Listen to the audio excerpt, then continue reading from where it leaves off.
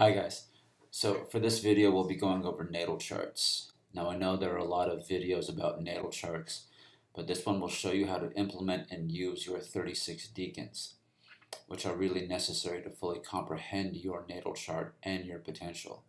So by the end of this video you will know all your strengths and weaknesses, how and when and where to find your significant other, your possible illnesses and how to avoid them, and or overcome them, how to reach your potential, and overall how to live in harmony with yourself.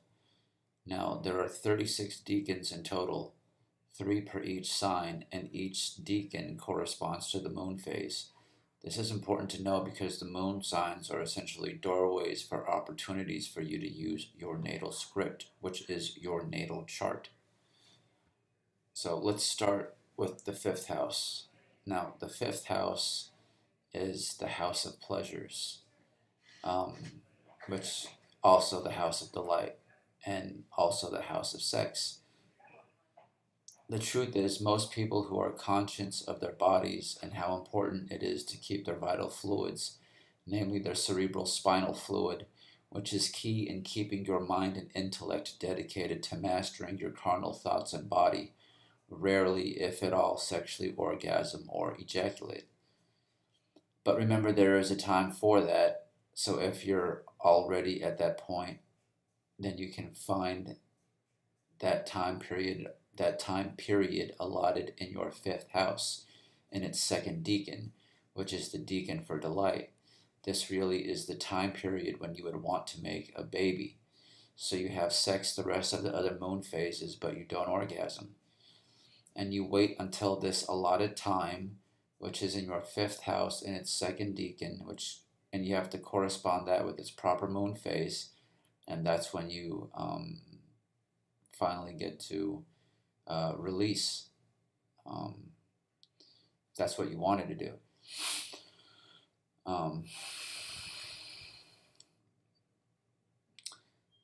But if you take heed to your natal chart and its other decans, and you try and test them for yourself, you'll see how consistently effective this information is.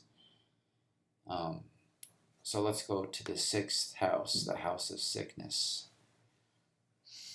Now let's go to the 6th house, which is one of the most important houses to me because I hate being sick and I hate seeing other people suffering from illnesses that they could avoid, and suffering in general because we only suffer from a lack of knowledge. Now, the 1st decan in your 6th house rules your infirmities and your ability to recover from them. For this example, we'll be using the sun, as the sun is the planetary ruler of this 1st decan, and the sun rules a person's heart. So we already know that this person will suffer from heart problems, potentially. So we have to look at the conditions of the sun in that person's natal chart, if it's in detriment or a good condition, and that will tell us if that person will suffer from heart problems in their life and how severe they will be. We also have to look at the condition of the planet that rules the 6th house. In that case, it would be Mercury. A rule of thumb here is that whatever sign is ruling your 6th house, you want to eat more foods that correspond to that sign.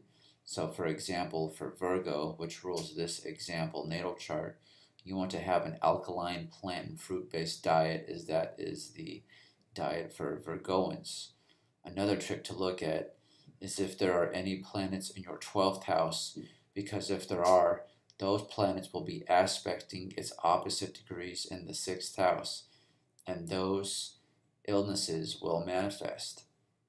So, since the 12th house mirrors the 6th house, this will also give insight into any afflictions of health that a person may be manifesting.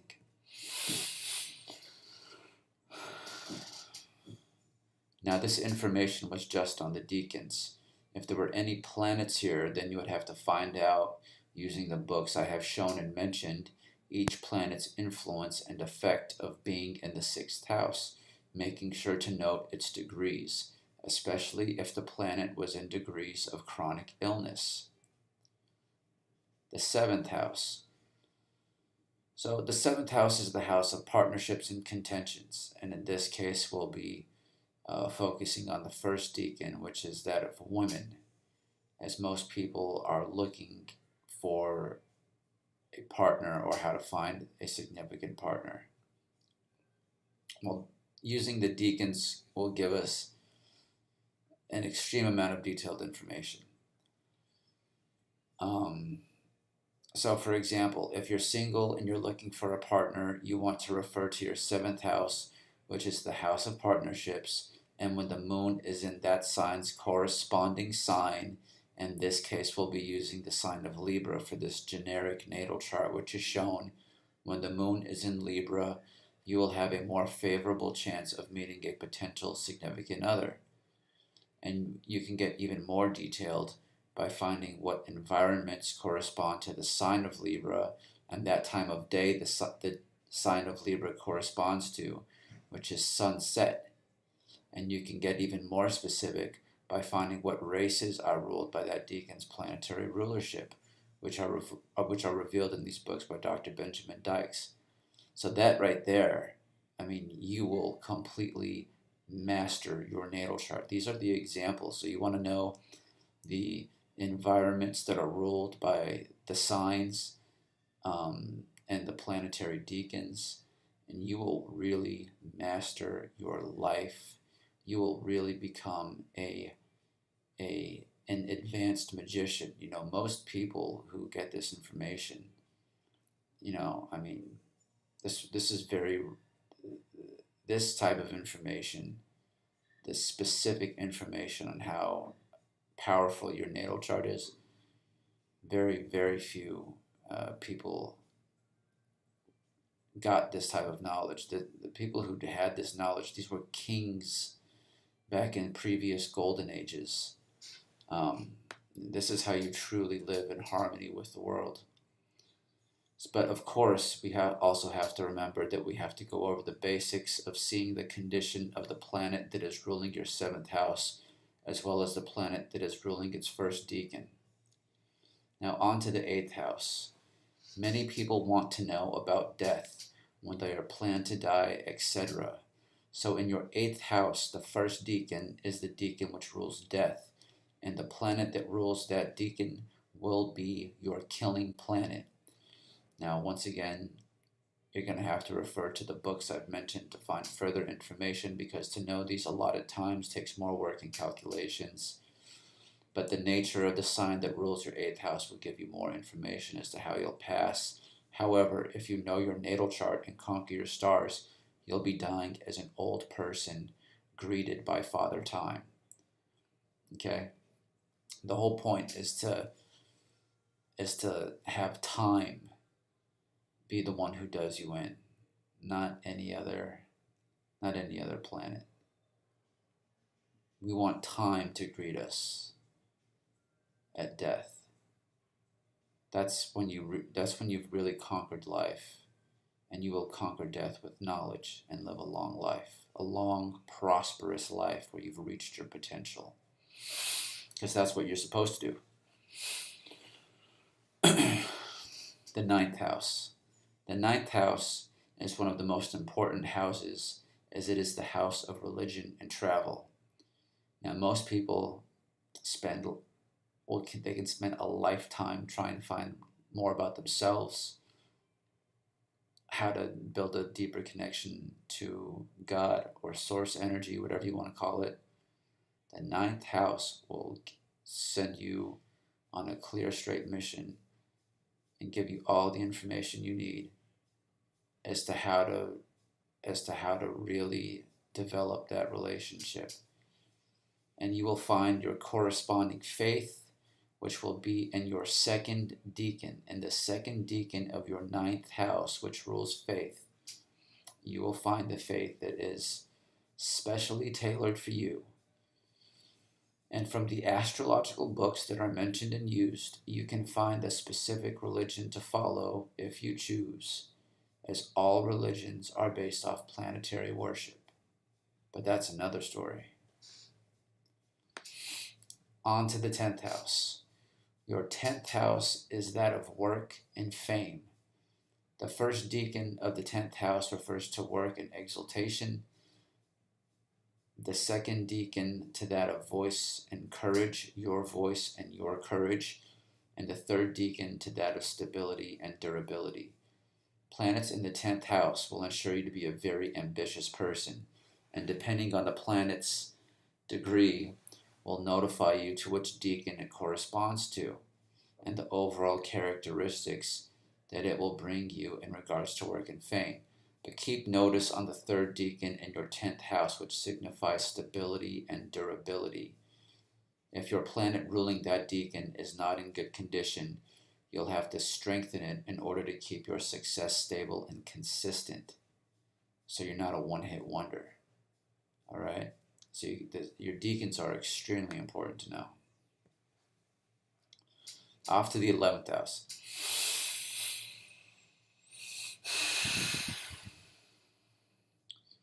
Your 11th house is the house of friends and hopes. The first decan is that of trust, and its planetary ruler signifies those whom you can trust. So people who are ruled by that planet that rules that decan, you're going to be able to trust those people more than others. The second decan signifies friends. Once again, those are the people who you want to make friends with. And the third decan, their overall usefulness, and the condition of that planet will let you know how effective those relationships will be. You see how brilliant this information is when you have it? You know, if you get this information as a young kid and you start using it, you'll be in a league of your own. Now we're going to go to the 12th house, which is the house of enemies and sorrow. Trust me, you don't want to have a planet in your 12th house at all. It's not fun. The first decan in your 12th house is going to be that of enemies. If you have any planets within the first 10 degrees in your 12th house, you're going to have enemies, and that planet is going to be your enemy. Now, depending on that decan, will let you know how hostile they're going to be. So you have to keep that in mind. If you have any planets in your second house, that's going to signify that you might have to do some jail time. Okay? So get to know these planets and do your best. Learn your natal chart so you can avoid these pitfalls. I know this is a lot of information and I've gone through it kind of fast, but it's kind of designed for you to look over your natal chart using these books that I've shown and mentioned.